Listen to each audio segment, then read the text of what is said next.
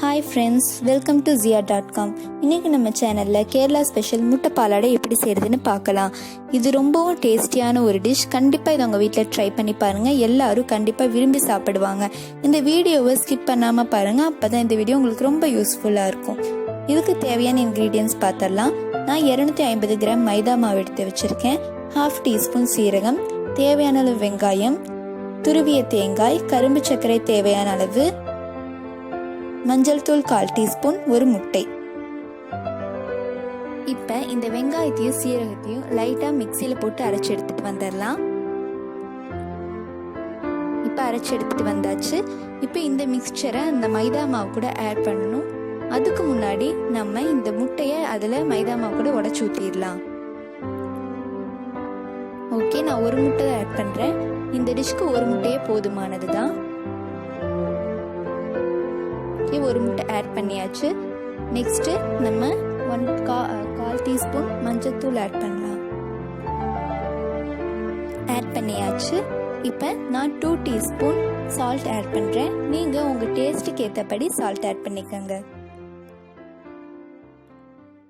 இப்போ இந்த வெங்காயத்தையும் அரைச்சி வச்ச வெங்காயத்தையும் சீரகத்தையும் ஆட் பண்ணிடலாம். ஆட் பண்ணியாச்சு. இதை நல்லா மிக்ஸ் பண்ணணும். நான் கொஞ்சம் கொஞ்சமாக தண்ணி ஆட் பண்ணி மிக்ஸ் பண்ணுறேன். அப்போ தான் அங்கங்கே கட்டியாக இல்லாமல் நல்ல ஒரு தோசை மாவு பதத்துக்கு இருக்கும். நல்லா மிக்ஸ் பண்ணுங்க. அந்த முட்டை எல்லாத்துக்கூடையும் மிக்ஸ் ஆகிற மாதிரி நல்லா மிக்ஸ் பண்ணுங்க.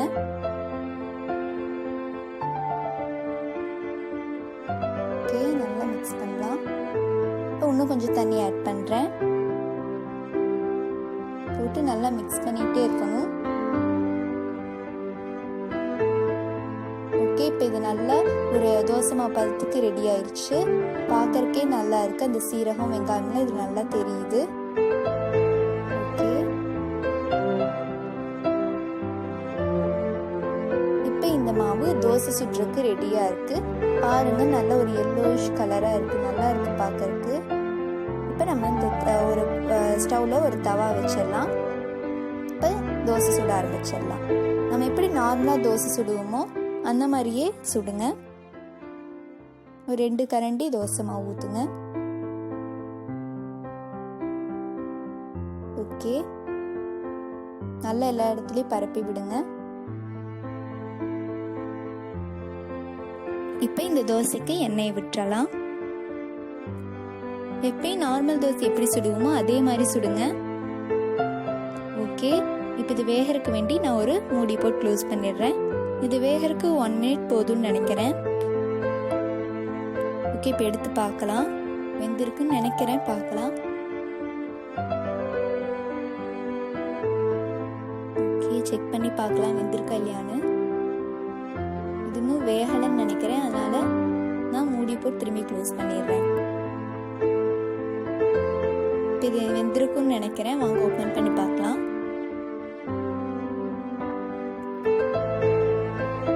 இப்போ இப்படி மெதுவாக திருப்புங்க, பார்த்து திருப்புங்க.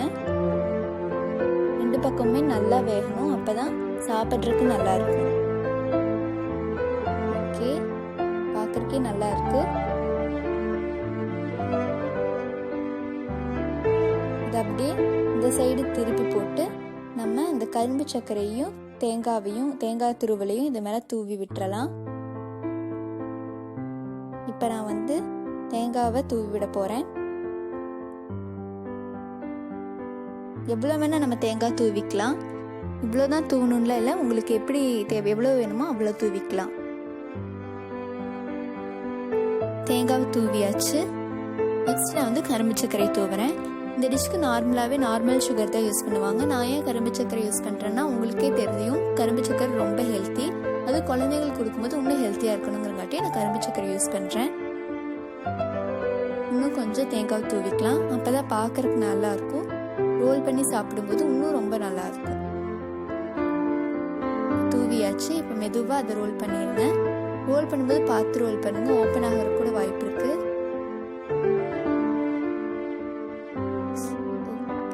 இப்போ நான் ரோல் பண்ணிட்டேன். ரோல் பண்ணி எடுக்கும்போது பார்த்து எடுங்க. பிளேட்டுக்கு மாற்றிடலாம்.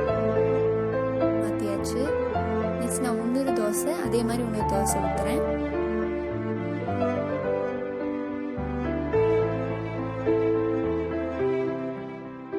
நீங்கள் இன்னும் நம்ம சேனலை சப்ஸ்கிரைப் பண்ணலாம், மறக்காமல் சப்ஸ்கிரைப் பண்ணுங்கள். அப்போ தான் நாங்கள் இன்னும் நிறைய வீடியோஸ் அப்லோட் பண்ண முடியும். ஓகே, இப்போ இந்த தோசையும் நான் அதே மாதிரி ஊற்றிட்டேன். இப்போ எண்ணெயும் விட்டுறலாம். இது வேகட்டும். ஒரு மூடி போட்டு க்ளோஸ் பண்ணிடலாம். இப்போ எடுத்து பார்க்குறேன் வெந்திருக்கான்னு. வெந்திருக்கு, பார்த்தாலே தெரியுது நல்லா வெந்திருக்குன்னு. இதை அப்படியே பார்த்து திருப்புங்க. திருப்பும் போது பார்த்து திருப்பணும், இல்லைன்னா அது பிஞ்சிரும். பார்த்து திருப்புங்க. இப்படி திருப்பியாச்சு. 2 பக்கமும் நல்லா வேகணும்.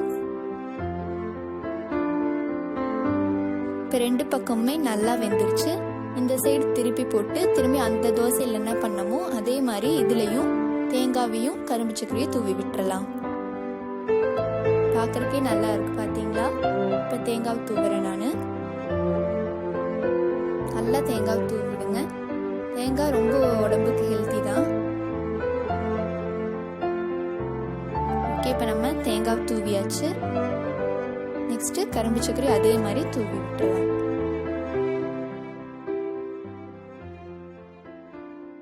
கரும்பு சக்கரையும் தூவிடலாம்.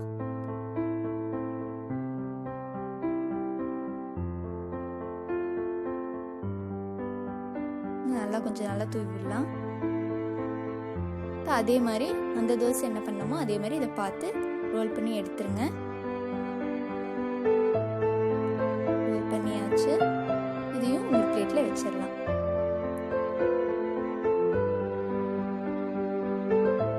பார்த்து எடுத்து வச்சிருங்க. இப்போ நான் இன்னொரு தோசையும் ஊற்றிருக்கேன். அதே மாதிரி இதில் நல்லா உள்ளெல்லாம் நல்லா தூவி இருக்கேன். இதையும் பார்த்து ரோல் பண்ணி எடுத்துருங்க. குழந்தைங்களுக்கு எந்த சப்பாத்தி தோசை எது செஞ்சாலும் ரோல் பண்ணி கொடுத்தீங்கன்னா அவங்க ரொம்ப விரும்பி சாப்பிடுவாங்க. அதனால தான் நம்ம ரோல் பண்ணி தரோம். இப்போ இது எடுத்துருங்க. பார்த்து எடுத்துருங்க. உங்களுக்கு அதே பிளேட்டுக்கு மாற்றிடுங்க. பிளேட்டில் வச்சாச்சு. பார்க்கறக்கே அழகாக இருக்குது. இதுக்கு மேலே நம்ம அந்த தேங்காவையும் கரும்பு சக்கரையும் அழகாக தூவி விட்டோம்னா பார்க்கறக்கு இன்னும் நல்லாயிருக்கும். நல்லா மேலெல்லாம் நல்லா தூவி விடுங்க. கரும்பு சக்கரையை தூவியாச்சு. பார்க்கறக்கே அழகாக இருக்குது. இந்த டிஷ் உங்களுக்கு பிடிச்சிருந்துன்னா மறக்காமல் நம்ம சேனலை சப்ஸ்கிரைப் பண்ணுங்கள், லைக் பண்ணுங்கள், கமெண்ட் பண்ணுங்கள், ஷேர் பண்ணுங்கள்.